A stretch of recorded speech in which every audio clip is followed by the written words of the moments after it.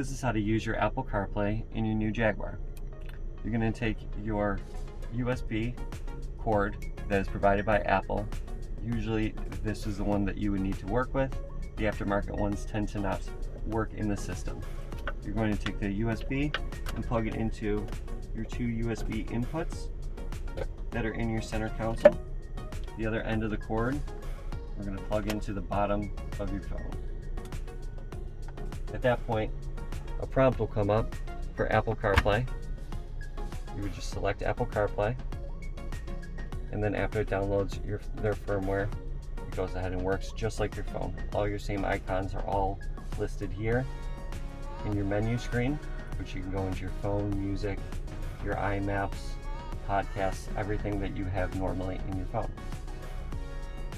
If I go back over here, I can also have my home menu as well.